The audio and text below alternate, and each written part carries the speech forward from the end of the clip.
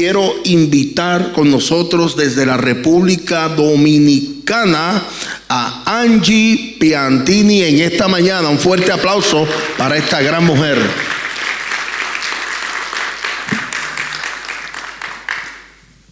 Bueno, aquí estamos, pastor. Qué bendición. Hablaba con Angie y con su esposo Dani en estos días y me conmovió su testimonio. Y ya Dani me había hablado, Dani Ramírez me había hablado un poco del testimonio de ella, y es muy impactante el saber que Dios toma algo y tú no tienes, o sea, la gente cuando yo le digo, da tu testimonio, es que yo nunca he usado droga, yo nunca he usado alcohol. ¿Por qué tú creas un estereotipo en la droga y en el alcohol cuando el testimonio más grande es que si tú lo has dejado, porque si vienes aquí y todavía tu corazón está como piedra, pues todavía no ha pasado? Pero el testimonio más grande es el que Él haya cambiado un corazón de piedra a un corazón tierno para la gloria del Señor. Amén, así es. Angie, de verdad que me da gusto, eres tremenda intérprete, cantas, también eres compositora, haces demasiadas cosas. Tu esposo y tú están muy metidos en lo que se llama, en lo que han creado. Premios El Galardón. Premios El Galardón. ¿Cuándo nace Premios El Galardón? Bueno, Premios El Galardón es prácticamente como el tercer o cuarto ministerio de mi esposo, porque venimos de hacer televisión, venimos de fundar la Asociación de Comunicadores Cristianos de República Dominicana, y entonces de ahí nace el premio, porque vemos la necesidad de honrar a esas personas que tenían años trabajando para el Señor, que dedican una vida. Tenemos en República Dominicana cantantes que tienen 50 años de carrera y que muchas veces los tiempos van cambiando, se van perdiendo en el tiempo, y ellos se sienten olvidados. Entonces el Señor puso en nuestro corazón honrarles y de esa manera también sellar su legado para que la juventud también pueda conocerlos. Excelente, denle un aplauso a esta pareja, Dani y Angie. Muy excelente el trabajo. Y la palabra lo dice claramente: honra al que honra se merece, y hay que dar honra, hay que dar honra. Después que mantengamos los pies en la tierra, la honra nunca está mal. La honra es un sinónimo de agradecimiento. Cuando nosotros recibimos una gratitud de alguien, cuando nosotros recibimos un regalo de alguien, espontáneamente agradecemos. Entonces, así mismo, espontáneamente tenemos que reconocer esas personas que han sido un granito de arena para que nosotros nos levantemos en algún momento. Gloria al Señor, qué lindo, qué lindo. Premios El Galardón, búsquenlo por ahí, por las redes sociales, Premios El Galardón. Angie Piantini, antes de comenzar. Ajá. ¿Tú eres italiana? No. Linguini, no. Spaghettini. Fíjese, pastor, que en República Dominicana tengo la situación de que Piantini es un apellido de dinero en República Dominicana. De hecho, uno de los sectores de la capital más adinerados se llama Ensanche Piantini. Entonces, a veces voy a los sitios y las personas tienen una idea de que, bueno, esta muchacha nació en cuna de oro, viene de Italia, y después de que el Señor le pone la gracia a uno, que uno se ve bonito, imagínese usted, pero no, somos de un lugar muy humilde en República Dominicana. Qué lindo, qué lindo. Angie Piantini, nacida en República Dominicana.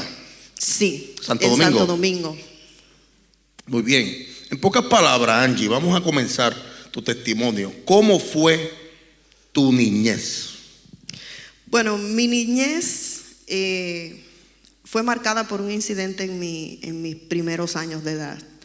Mi mamá y mi papá eran dos personas que no conocían a Dios y empezaron una relación, y de inmediato comenzaron a surgir diferencias.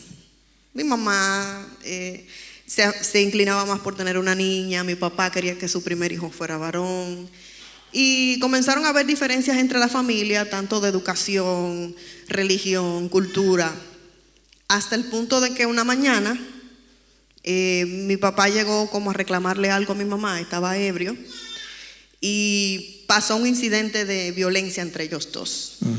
Yo tenía muy poca edad, tenía apenas 2 años, pero yo estuve involucrada porque cuando se da la violencia, mi mamá me tiene en sus brazos. Wow. Ahí se armó, ya usted sabe, fue feo porque intervinieron otras personas, hubo machetazos, fue un incidente bien, bien violento, bien oscuro. En el proceso yo sufrí una caída, mi mamá me soltó de los brazos, sufrí una caída. Tenías 2 añitos. Tenía 2 añitos aproximadamente. Y nada, cuando pasó todo el incidente, que los adultos se dieron cuenta que la niña estaba en el suelo, me recogieron, me limpiaron, pero horas después comencé a convulsionar. Mi mamá salió conmigo corriendo para la clínica y cuando llegamos al doctor, el doctor me diagnosticó con epilepsia por golpe. Caíste, me imagino, con la cabecita al suelo.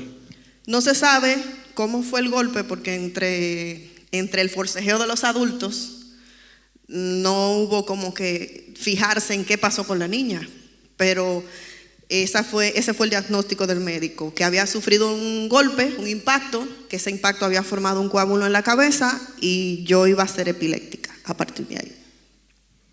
Hubo un diagnóstico del hombre.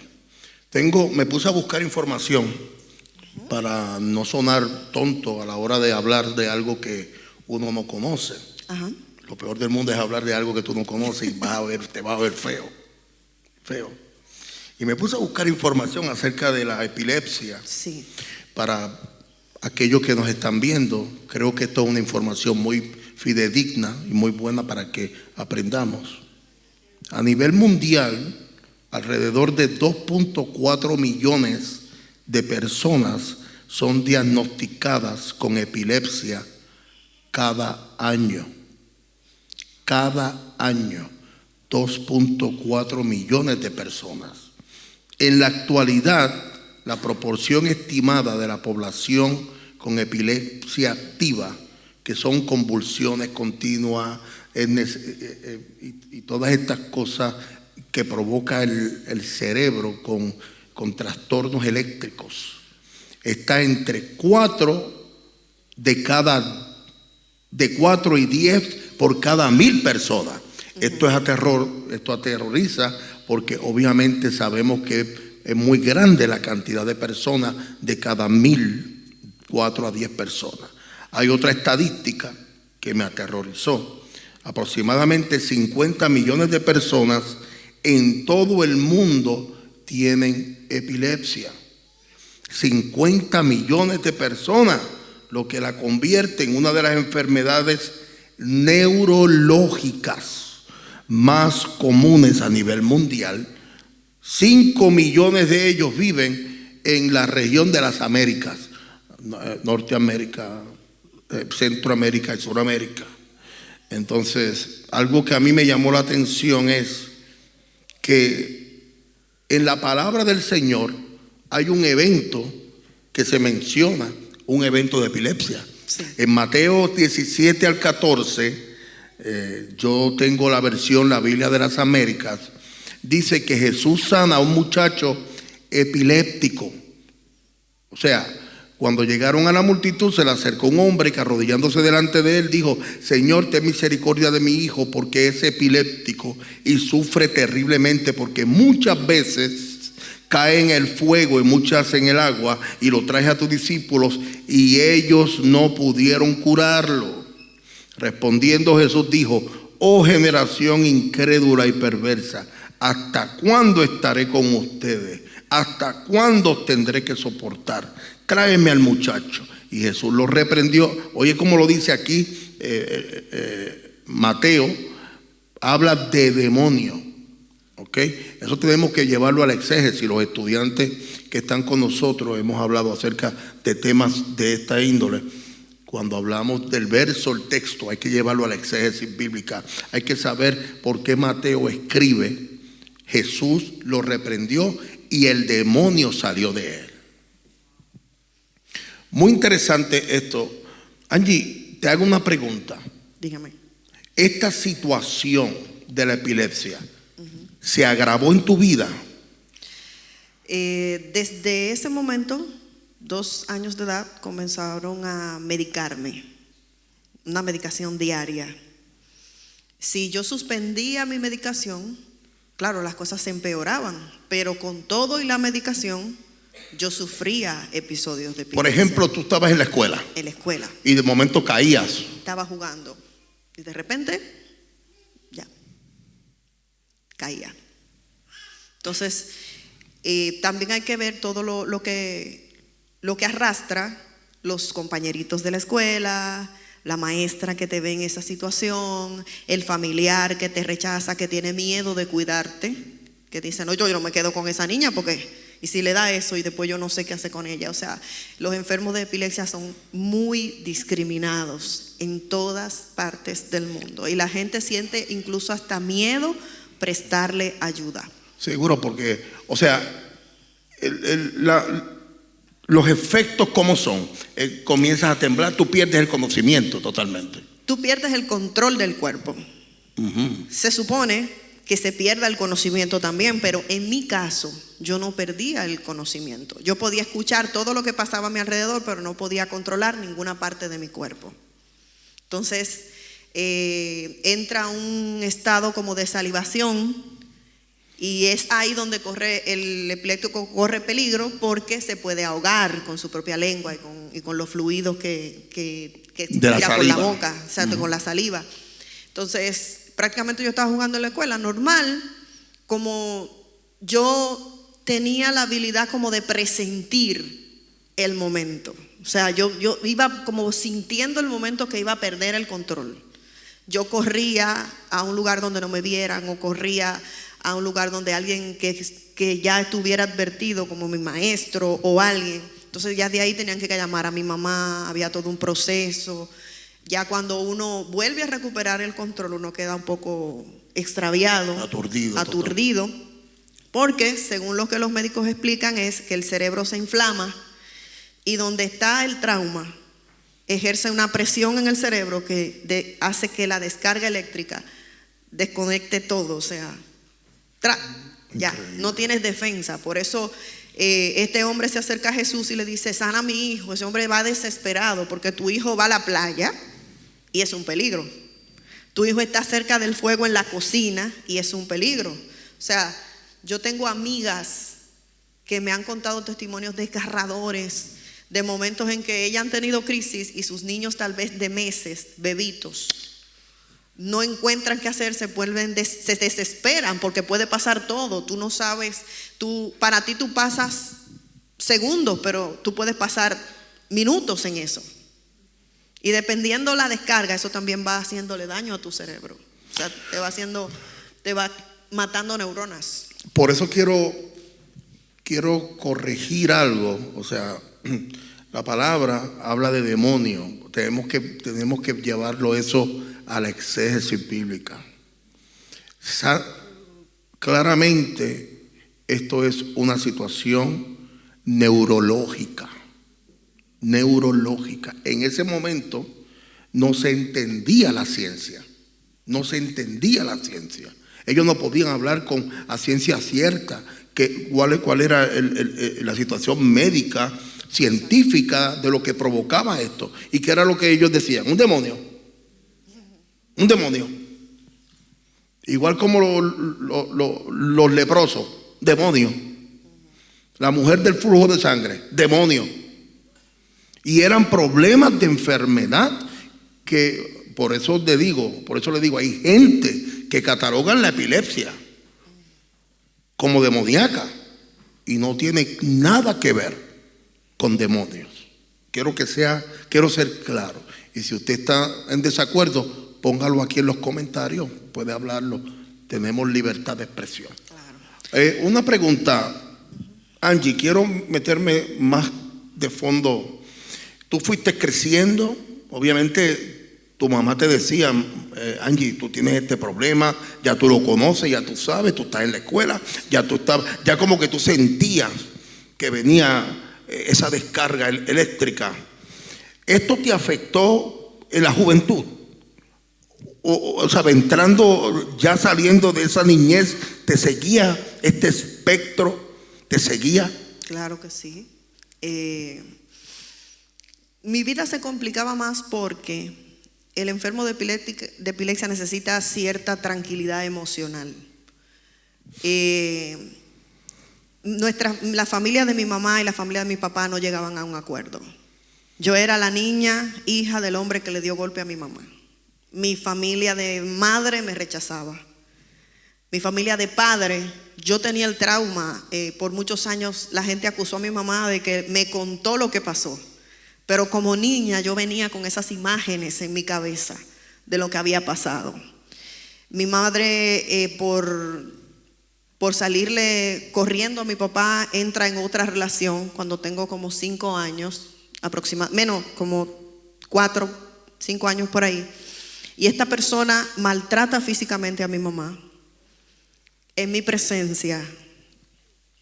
Y mi mamá prácticamente tiene que salir huyendo de ese su segundo esposo.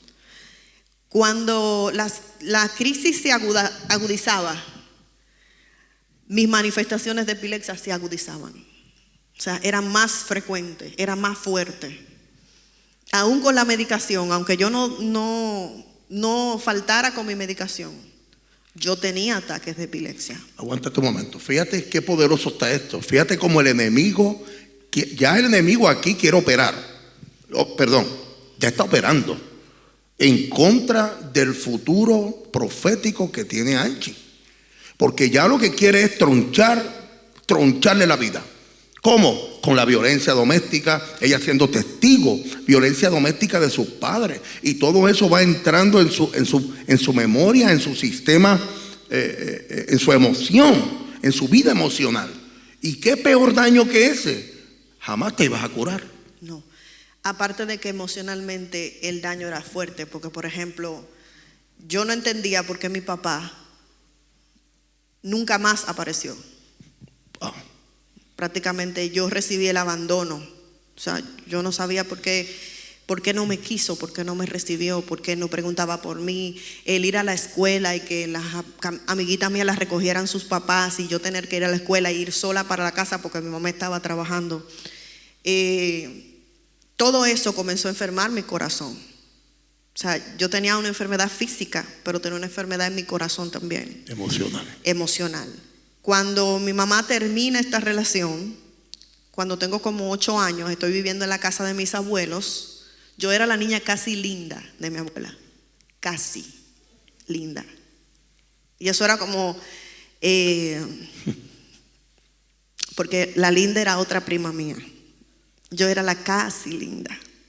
Mis abuelos, mis tíos se encargaron de marcarme. Tú estás dañada. ¿Cómo que tú no llenas la expectativa? Okay. O sea, tú estás dañada, tú no llenas la expectativa. Tú eres la casi linda. Porque la linda es otra. Fíjate, perdóname, fíjate el daño, fíjate lo que crea gente que aún no conocen al Señor, echan maldición en la vida de los niños. Por esto es importante, hermano. El poder de la vida y de la muerte están en la lengua. Y hay gente allá afuera que no conocen al Señor, que maldicen a su hijo. Y hay otros que también bendicen a sus hijos, bendicen a sus matrimonios. Llévese eso en su corazón. ¿Sabe? No es lo mismo que a ti te digan de amor, oye, tú estás llenito. Yo, mira, gordo, salte del medio, canto de gordo, salte del medio, gordo, tú no sirves para nada. Eso va a marcar el corazón de ese hombre o de ese niño.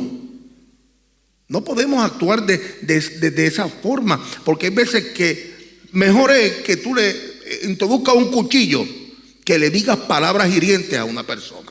Marcan más y hacen más daño. Eso fue sacando conclusiones para mí. Para mí mi papá era malo. Era malo porque los primeros recuerdos que tuve de él que me marcaron fueron los del golpe. Era malo porque después de ese día jamás apareció. Era malo porque yo veía cómo maltrataban a mi mamá y no había quien la defendiera. Mi madre se casa por 3ª vez y era como que íbamos por niveles, iba subiendo la intensidad. Mi segundo padrastro no la golpeaba a ella solamente, sino que me golpeaba a mí. Entonces yo tenía la enfermedad, sufría el rechazo, sufría golpizas literales. O sea, en una ocasión llegó hasta zafarme un brazo, golpeándome, porque me golpeaba como que era que le estaba dando golpe a otro hombre. Humillaciones, muchas.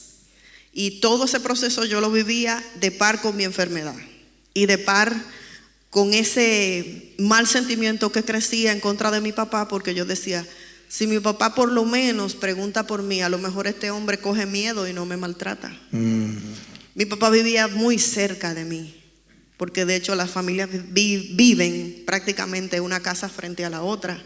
Y yo no podía entender que él iba a trabajar y pasaba por la calle todos los días y que no me diera un abrazo, que no se preguntara por mí, que no quisiera saber de mí. O sea, eso a mí me fue envenenando, al punto de que me llevaban a la casa de mi papá y yo no podía hablar con él. Yo lo miraba y yo sentía que me moría. Yo no podía articular palabras. Buscaba ayuda con mis tías, diciéndole lo que me pasaban, lo que me estaba pasando, pero ellas me decían, eso no es conmigo, eso tú tienes que decírselo a tu papá o a alguien, pero nosotros no tenemos nada que ver con eso. Y los maltratos seguían sucediendo. Mi mamá fue una madre que me amó mucho, que intentó protegerme mucho, pero ese daño también ella lo estaba recibiendo, también ella lo estaba sufriendo, también ella era víctima en ese momento. Entonces, prácticamente llegué a mi adolescencia con un odio profundo por mi papá, con un odio profundo por los hombres, entendiendo que yo no iba a casarme nunca, que yo lo único que quería era tener dinero, conseguir fama, hacer cosas importantes para restregarle en la cara al que me había rechazado y decirle, mira de lo que tú te estás perdiendo. Ese era mi único motivo de vida hasta ese momento. Coja aire, coja aire.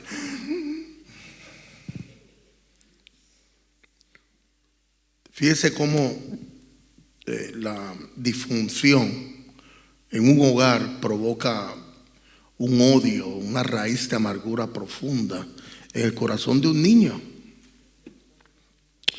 Y por eso yo siempre digo que el amor, olvídese de religión ahora o de algo espiritual, el amor generalizando es la base de todo. Pero ahí no podemos desprendernos de que Dios es la máxima creación del amor. Aunque no le guste a la gente que no cree en el Señor, pues viene de Dios. Porque fíjate que el compositor habla de querer, no habla de amar.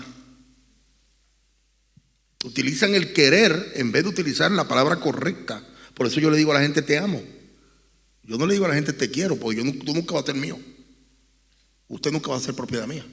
Te amo. Y fíjate la falta de amor, lo que provoca en una criatura. Pero aquí me gusta una parte que ella se empoderó de un espíritu guerrero para poder progresar. Porque muchos de estos casos, lo que pasa es que provoca en el ser humano deterioro espiritual y se refugian en los placeres del mundo. Bueno, yo miraba a mi papá en ese tiempo que estaba sufriendo toda esa violencia y que me estaba pasando todas esas cosas. Ese señor, yo me despertaba súbito de noche y él estaba en mi habitación observándome. Con mi padrastro, él llegaba a la casa y yo me tiraba por la ventana de mi habitación y me quedaba en la calle hasta que mi mamá llegara. Porque si yo me quedaba ahí, yo sabía que era una golpiza segura. Y cuando yo miraba a mi papá, a mí la vida se me iba porque yo quería decirle lo que me estaba pasando. Pero yo veía esas imágenes de ese monstruo maltratando a mi mamá en mi cabeza y era como que entraba en shock. Yo duraba horas para volver a respirar siquiera cuando pasaba eso. Él se enojaba, me miraba, él decía, ¿qué es lo que tú te crees? Yo soy. Y decía su nombre. Y ahora yo entiendo que era su forma, tal vez, de querer conectar. Pero yo como niño estaba bloqueada. En mi adolescencia me convertí en el estudiante más sobresaliente de la escuela. Medallas, trofeos, paseos. Era monitor del curso. Me convertí en esa niña mimada de todos los profesores. O sea, yo cogía clase cuando yo quería, porque era como, ¿qué vamos a hacer con Angie? Angie debería estar en una escuela de genio. Porque siempre tuve el reto de que por mi problema de epilepsia tal vez no podía estudiar normal. Pues yo me esforcé por ser la mejor estudiante. En todo lo que me daban, todo lo que me ponían en la mano, yo tenía que ser excelente. Y si no era excelente, me frustraba. Yo amanecía. Mi mamá quedó sola ya de su tercer esposo. Quedó sola con una niña de 1 año y algo, conmigo que tenía 13 años y con mi hermana pequeña en su vientre. Mi mamá no sabía si podía quedarse con mi hermana. Ella estaba pensando en dar a luz y tal vez entregársela a un familiar. Yo recuerdo que yo lloraba, yo decía, yo no quiero que tú me des mi hermanita. Yo voy a hacer lo que sea, pero yo no quiero que tú des mi hermanita. Y ahí comencé, yo hacía las instalaciones eléctricas de la casa, llevaba un patio porque fuimos a dar a una casa en construcción en un lugar muy lejos de cualquier familiar, con piso de tierra, con puertas de aluminio, de zinc, en un estado de pobreza máxima. Se mudaron ahí. Y nos mudamos ahí. En una casa abandonada prácticamente. Ahí yo asumí el rol de jefe de esa casa. Mi mamá decía, hay que echar un piso, vamos a hacer mezcla y vamos a empañetar. No tenemos luz, vamos a coger un par de pedazos de alambre y vamos a ponerlo. O sea, sin mi mamá darse cuenta, yo fui asumiendo el rol del hombre de esa casa. Wow, increíble. Tengo en mis notas algo que me llena de... Dice, creo que más bien mi situación me llevó al odio y ya no querer saber de hombres. Ya tú lo dijiste ahorita, pero de no querer casarme y no tener familia. Me imagino que tú seguías estudiando, llegaste a los 18 años, Claro. Pasaste los 19, 20 años, seguías con ese odio, veías un hombre, lo que tú querías era más bien sacarle la cabeza, no querías. Ay, Dios mío. Yo creo que hay una parte aquí que me encanta. Tu entorno se vio afectado por tu comportamiento, porque aunque no es un comportamiento común, es un mecanismo de defensa que tú adquiriste, pero honestamente va en contra de los principios de nuestro Dios, porque el Dios quiere que hagamos una familia. Y afectó bastante las relaciones que tenía alrededor, porque por ejemplo me convertí en algo para mi mamá que no era. Mi mamá, yo era su bastón, ella confiaba en mí, y como yo era, por ejemplo, estábamos a medianoche y había un ladrón que se quería meter a la casa, yo me paraba y cogía un machete y me paraba atrás de la puerta. Yo era la defensa de Ahora mi mamá. sí se salió eso ahí. No, yo era la defensa de mi mamá. No, un o sea, machete. mami, ay Dios mío, ahora qué vamos a hacer, estése ahí tranquila que yo lo voy a resolver. Entonces, yo no era un hijo varón, yo era su niña, yo era una niña, era una mujer para hacer esas cosas. Entonces me convertí en algo para mi mamá que no debía ser, y me convertí en algo para mis hermanas que tampoco debía ser. Por ejemplo, mis hermanas, la menor, hubo un tiempo que yo tuvimos que corregirle porque ella me quería decir mamá a mí. Te veía Porque como una figura materna. Ellas me veían como ella es mi mamá y esta también es mi mamá, por no decirme papá. Porque yo era la que, haciendo cosas que un padre tenía que hacer por ellas, era yo que la hacía. Comencé a trabajar, a ganar dinero para ayudar a mi mamá. Todo era, lo que yo quería ver a mi mamá feliz y a mis hermanas también, porque por ejemplo, yo tengo un hermano varón, pero mi hermano se quedó con mis abuelos. Y yo decía, mi primer padrastro Rechazó a mi mamá porque él decía que mi mamá seguía enamorada de mi papá porque me cuidaba mucho a mí. Él quería que ella saliera de mí para quedarse con ella. Mi segundo padrastro me maltrataba. Él no quería que yo estuviera con mi mamá. Él le decía a mi mamá: yo puedo quedarme contigo y con mis 2 hijas que tengo contigo, pero tú tienes que deshacerte de Angie. Yo no quiero a Angie. Entonces mi papá no me quiso. Mi primer padrastro me rechazó. Mi segundo padrastro también decía que yo era el problema. Obviamente yo era la culpable de que mami haya sido rechazada también. Entonces yo sentía que yo tenía que bajar el cielo si era posible, para que ella fuera feliz, para que ella tuviera lo que yo no tenía y tal vez no iba a tener. Dele un aplauso al Señor. Poderoso. Tengo en mis notas que pensaste quitarte la vida. Sí. ¿Por qué razón? Bueno, cuando nosotros llegamos a ese lugar donde vivíamos allá en República Dominicana, mi mamá no tenía empleo, no teníamos comida. Ya yo era adolescente y no me sentía aceptada en ninguna manera. Era diferente en la escuela, porque mi carácter se formó un carácter rígido. Imagínate. O sea, todas las amiguitas mías, tú las veías muy bonitas, muy contentas, arreglándose el pelo. Tú me veías a mí así. Yo vine aquí a estudiar, yo no vine aquí a arreglarme el cabello. O sea, era tajante. Con las amiguitas, era un carácter fuerte. Estábamos pasando situaciones de precariedad en que no teníamos comida, porque mi mamá me dijo: yo me voy a quedar con la niña, pero si aquí no hay comida, cuidado si tú te quejas, porque tú sabes que no podemos. Entonces yo comencé a tener un carácter muy de adulto, muy fuerte. Pasábamos situaciones difíciles, pero comenzó Dios a visitarnos. Y en aquel sitio no teníamos suficiente energía eléctrica, no teníamos comida, no había ningún tipo de entretenimiento, pero habían unas hermanas que iban a la casa y nos visitaban a hablarnos de la palabra. Y nosotros las oíamos ya viene alguien a la casa. Pero yo le hacía muchas preguntas, era incisiva, con muchos detalles.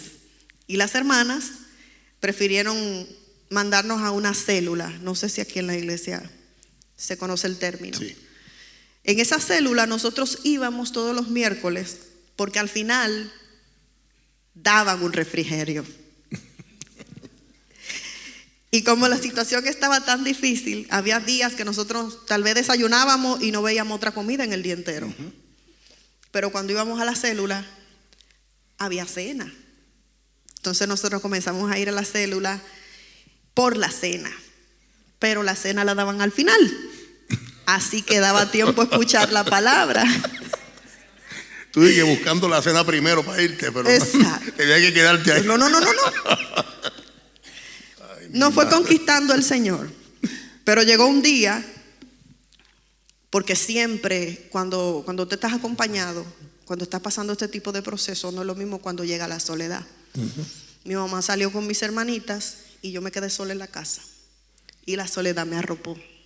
Yo recuerdo que yo dije: ya yo no puedo más. Comencé a pensar en mi enfermedad, en cómo yo tenía que estarme escondiendo de la gente, en el rechazo, en el abandono, en mi papá, en mi padrastro, en cada golpe, en cada correazo, en cada trompón.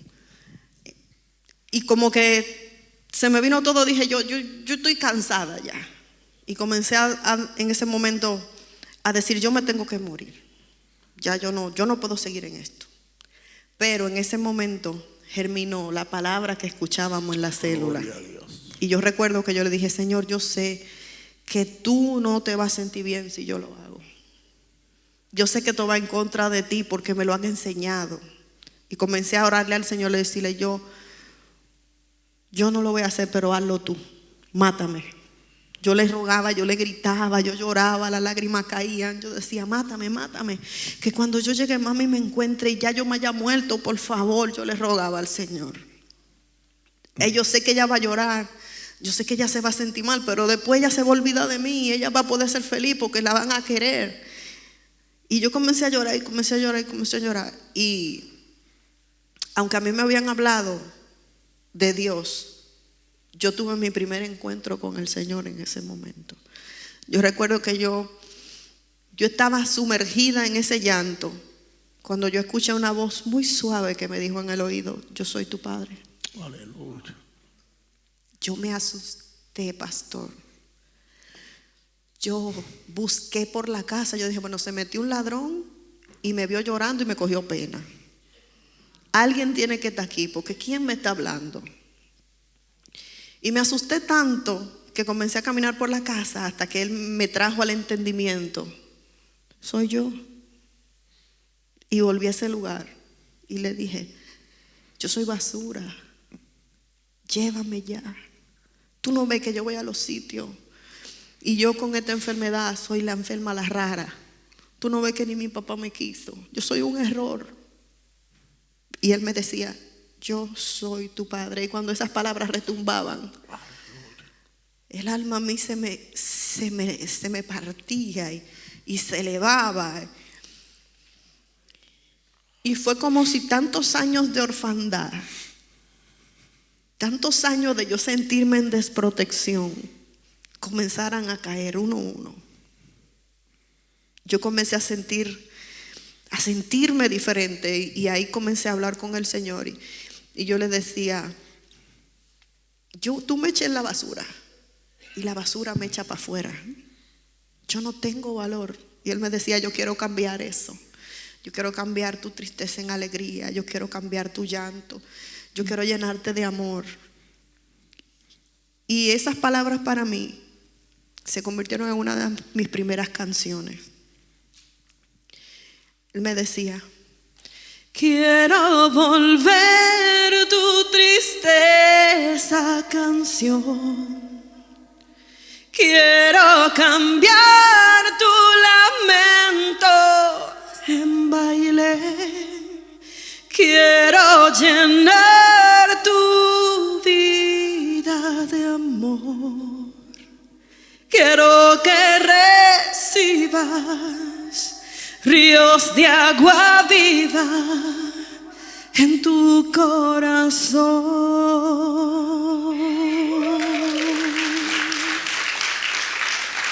Wow, Angie,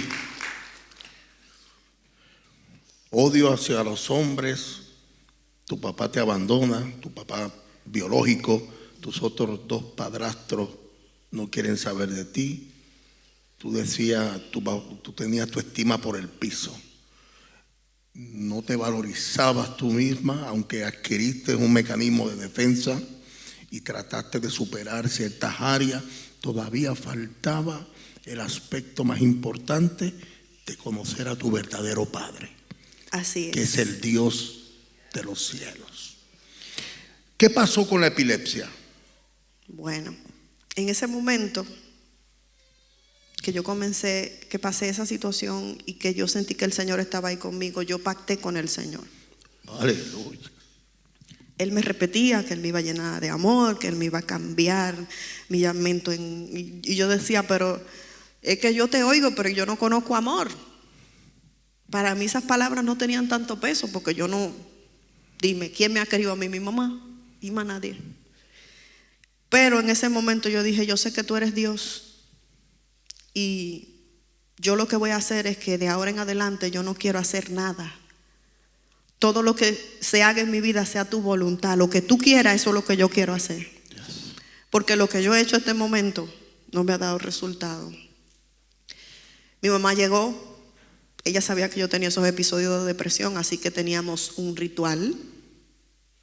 Yo me estaba bañando, me cayó jabón en los ojos y por eso lo tenía rojo. Ah, está bien. Y ya.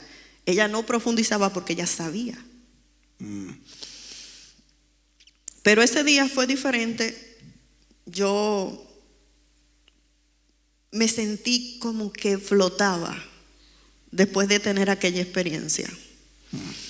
Y nada, a la semana mi mamá viene llorando y me dice, se acabó el medicamento. Yo me quedé mirándola y por un momento me asusté.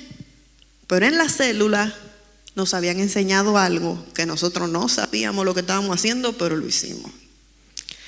En la célula habíamos escuchado a la predicadora decir, en el nombre de Jesús, yo te declaro sana. Y yo recuerdo que mami estaba llorando y dice que no tenemos y cómo vamos a conseguir esas pastillas porque son bien difíciles de conseguir los medicamentos para la epilepsia.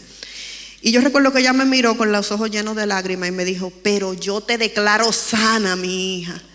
Y yo en ese momento grité, amén.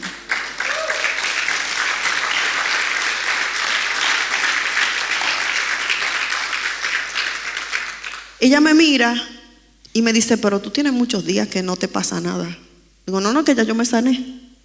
Y ahí lo dejamos. Nunca después de esa experiencia con el Señor, yo he sufrido un episodio de epilepsia. Sana totalmente. Mira los beneficios de ser una nueva criatura en Cristo. Angie, podemos estar toda la tarde. Tienes mucho que dar. Mucho. Por Dios eso ha hecho demasiado. Yo sé, estoy cortando y me da lástima, pero de alguna manera vamos a ponernos de acuerdo porque viene una segunda parte. Vamos a dejar algo para la segunda parte. Okay. Algo que quiero traer. Tú odiabas a los hombres. Tú no querías saber de hombres. O sea, Yo tenía mi plan muy bien definido. Fíjese, yo iba a ir a la universidad, iba a buscar un empleo, iba a ganar dinero, me iba a comprar una jipeta. Aguántate. La bendita jipeta. Me iba a comprar. Nosotros los puertorriqueños hablamos, yo quiero comprarme un cajo, rasgando la dichosa eje. El dominicano es jipeta. Yo quiero mi jipeta. El dominicano se siente realizado cuando tiene una jipeta. Yo, compro una jipeta, me busco un novio, tengo un hijo, lo voto. ¿Al novio? Al novio, claro. Seguro.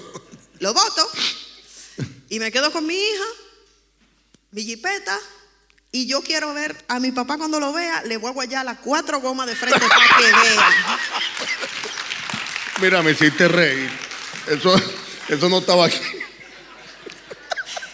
Ese era mi plan de vida. Imagínate.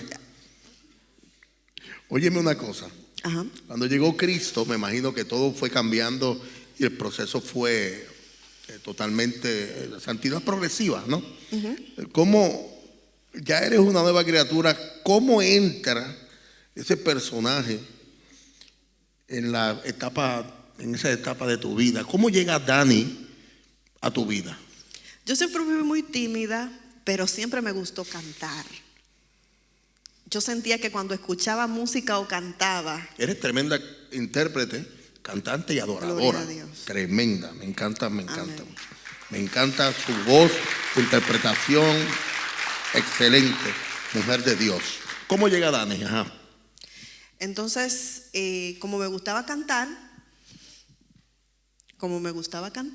yo siempre estaba escuchando música. Y cuando llego a los pies del Señor, empiezo a cantar con pistas en la casa. No cantaba en la iglesia porque todavía era muy tímida para hacerlo. Pero ya yo estaba trabajando, comencé a trabajar en un liceo en la noche. Y cuando estoy en el liceo, escucho una voz muy linda y hermosa que está anunciando un festival de la voz en televisión. Y me animé a participar en el festival. Mi mamá me llevó, ya usted sabe, todo un personaje. Los cristianos de ese momento, en ese tiempo era falda por allá abajo, muy cubierto. Sí. Y fui al festival, canté la primera canción y los nervios me atacaron. O sea, tenía pánico escénico. Así que me quedé como trabada detrás de la escenografía, no podía salir. Dani fue y me ayudó a salir y todo de ahí. En el festival no gané, aunque puedo decir que gané porque me quedé con el productor. Pero... Espérate, ve. Espérate, ve. Dios siempre tiene cosas mejores. Eso es. Es que los premios de Dios son grandes. Los regalos y premios de Dios son grandes, de verdad. Tal vez yo pensando en los 3 primeros lugares, él me tenía otra cosa mejor. Mejor, oye. Entonces, ahí comencé, como siempre me gustó la música y me gustó la comunicación, pero mis traumas no me lo permitían. En el programa comenzaron a darnos clases de presentación de televisión, de manejo escénico, de todo esto. Comencé a desarrollarme y comencé a trabajar con Dani en el programa, a asistirlo en el programa. En esa asistencia, usted sabe, trabajando juntos, para aquí y para allá, comenzó a crecer ese sentimiento y ahí las cosas se desorganizaron. ¿Qué viste en Dani? Porque Dani es un pequeño gigante. Sí. Sin ánimo de ofender, porque te amo. Tanto que me hablaban de Dani Ramírez, Tatiana me decía Dani Ramírez. Y cuando yo lo conozco en Puerto Rico, yo digo, ¿pero dónde está Dani? No. Pues estaba frente a mí. A Dani. Es un pequeño gigante ese hombre. Sí. Ajá. Entonces ahí Dios tuvo que trabajar en mi corazón. Cuando yo entendí y comenzamos a ver que teníamos un sentimiento uno por el otro. ¿Viste a Dani que era? Vi que era un hombre enamorado de Dios. Eso. Enamorado de Dios. Un hombre que escucha la voz de Dios, que es obediente al Señor. Un excelente padre. Yo estaba viendo un hombre que para mí era un modelo extraño, porque para lo que yo conocía. Sin embargo, con todo eso yo le decía al Señor, Señor, no me mete en eso. Yo no quiero. Y me resistía a la idea, pero el Señor comenzó a hablar a mi corazón y yo comencé, Señor, yo te prometí que yo te iba a obedecer, pero esto es demasiado. Yo decía, es que al momento en que yo vea que Él me hable duro, va a haber situación, porque aparte de eso, ya mi comportamiento en ese momento, ahora no. Si usted me hubiese conocido en ese momento, se hubiese dado cuenta que yo era autoritaria y era así. O sea, a mí mi esposo cuando nos casamos, los primeros días, de hecho, para la boda él hizo que me vistiera en la iglesia, porque él decía, si se arrepiente, no llega. Él me trancó ahí, ya me tenía ahí. Y después de que nos casamos, fue bien difícil, porque por ejemplo, él me decía, mami, vamos allí. Yo decía, no me digas, dime, ¿a dónde? ¿A dónde? ¿Cómo? ¿Cuándo? ¿A qué? Anda. Era bien desconfiada. Paciencia, revestido de paciencia, Dani. Entonces ahí no es fácil. Ahí es donde tú empiezas a darte cuenta todo el daño que tú tienes. Muy bien. Por ejemplo, yo lo provocaba a pleito. O sea, yo lo provocaba para que él peleara conmigo. Recién casado, yo recuerdo que la toalla mojada la dejaba en la cama, no fregaba. Cuando él llegaba, y eso trate, friégalo tú. O sea, una joven que había vivido como había vivido yo, o generalmente lo que hace es que dice, a mí nadie me va a humillar, nadie me va a mandar, yo no le voy a comer a nadie. Entonces yo venía con eso. Sin embargo, mi esposo, yo dejaba la toalla y él la cogía y la ponía para allá. Yo no fregaba los tratos, él me decía, está bien, déjalo ahí, o lo fregaba él. Y como a la semana y media, por ahí, de haber llegado de la luna de miel, yo recuerdo que yo me enojé de una forma horrible y le peleé, no sé cuántas cosas le dije, este matrimonio está mal, esto no sirve, porque tú y yo no hemos peleado ni nada, aquí no pasa nada. Y recuerdo que trayé la puerta, cogí la llave del carro y me fui, y después en el camino estaba pensando, ¿y por qué yo le peleé al hombre? Cuando regreso a la casa me encuentro a mi esposo sentado en el mueble y me dice, dime mami, ¿cómo te fue?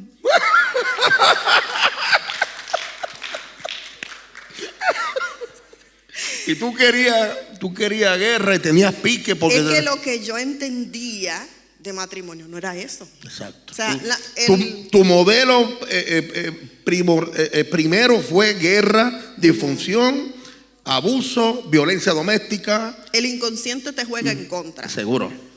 Tú dices, yo quiero que sea diferente, yo voy a hacer que funcione, yo no quiero que pase, pero el miedo a que pase te hace hacer cosas para provocar en la misma historia. Mi esposo fue un hombre muy inteligente. Yo le agradezco al Señor de una manera increíble que haya puesto a este hombre en mi vida, porque mi esposo ha sido mi amigo, ha sido mi hermano, ha sido mi confidente, ha sido mi hater, mi principal fan. Mi esposo ha estado conmigo en todo. Y en la tierra tu sanador. También, porque ha sido instrumento para sanar mi corazón. En la forma en la que yo veía que él reaccionaba, él fue enseñándome que existe otro modelo de hombre. En la forma en la que yo lo he visto luchar por sus hijos, pelear por mí, estar conmigo, yo pude conocer que había otro modelo a seguir. Y que eso que yo pensaba no es funcional. La familia, Dios la instituyó. Y las reglas que Dios estableció son las que la hacen funcionar. En mi casa, el que manda es mi esposo, el que tiene la última palabra es él. Él siempre dice, sí, mi amor.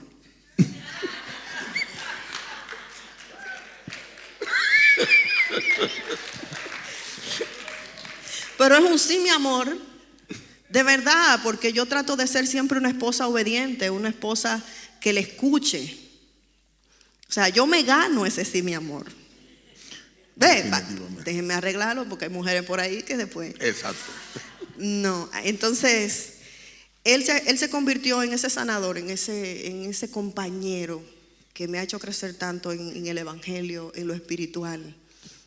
Me ha permitido llegar hasta aquí hoy. Visionario, hombre muy visionario. Den un aplauso al Señor. Tengo 2 o 3 puntitos más. En la descripción del video vamos a dejar los teléfonos para que usted pueda contactar, redes sociales de Angie, de los premios Galardón, de todo esto, para que la inviten a la iglesia, para que inviten al lugar donde ustedes estén, invítenla, para que lleve esta palabra, este testimonio. Obviamente vamos a ir al principio, ese odio. Sí. Te voy a hacer la pregunta que siempre hago. ¿Fuiste restaurada? Amén. Ok. ¿Lograste perdonar? Yo estoy aquí pasándome unos días de vacaciones con mi papá. Dele la gloria al Señor.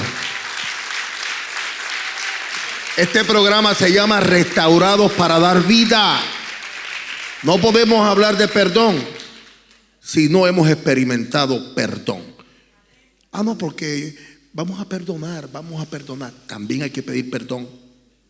La Biblia habla de perdón en 2 vías, pero la gente le gusta solamente hacerse víctima diciendo, hay que perdonar. ¿Sabes qué? También hay que pedir perdón. Tú ofendiste, aprende a pedir perdón para que puedas crecer. Te admiro, Angie, porque solamente un testimonio como ese puede dar vida a otro. Amén. Te digo que cuando miro a mi papá ahora siento mucha ternura. Cuando miro a mi papá ahora siento mucho deseo de tener misericordia. Abrazarlo, decirle que lo amo. Porque cuando tú vienes al evangelio tienes que aprender a ver a los demás como los mira Dios. Aleluya. Aleluya, qué palabra poderosa. Qué palabra poderosa. Mientras yo estaba lastimada, yo veía a mi papá desde mi herida. Mientras yo estaba lastimada, yo veía a mis padrastros desde mi herida, que también pude tener el honor de perdonarlos, porque el honor es mío.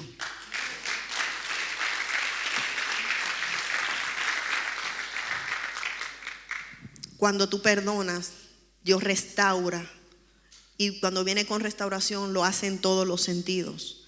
Yo siempre he declarado, Dios ha hecho sanidades en mi vida, no solamente de la epilepsia. Dios me ha sanado de muchas cosas. Yo tuve nódulos en la tiroides, El enemigo quiso detenerme para que no siguiera cantando. Y el Señor hizo milagros. Por ahí anda una niña, la que estaba brincando mucho por ahí. Mira por allá. Que es mi milagro, 5 años orando para tener mi bebé. Y Dios me la dio tal como se la pedí y un chin más. Y un chisma, me gusta. Y la canción que Dios me dio, Dios trató conmigo al principio. Esta canción duró como algunos 12 años en grabarse.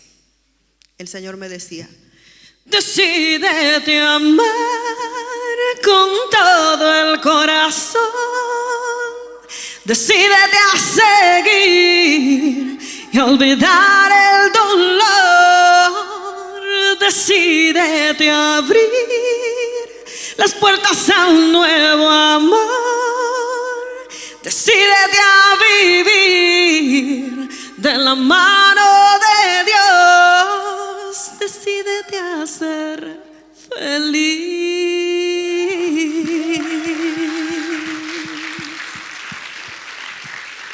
Restaurados para dar vida.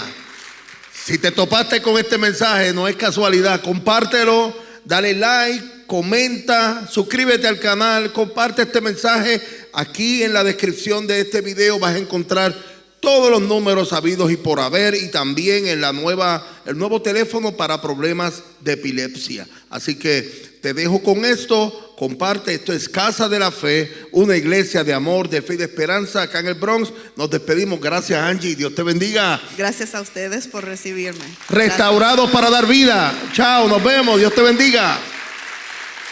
Espero que esta palabra haya hecho rema en tu corazón. Fue para nosotros un privilegio el que tú hayas estado con nosotros. Si quieres contactarme, puedes llamarme 24 horas los 7 días de la semana al 561-602-5331. Esto es Casa de la Fe. Esto es una iglesia de amor, de fe y de esperanza. Dios te bendiga.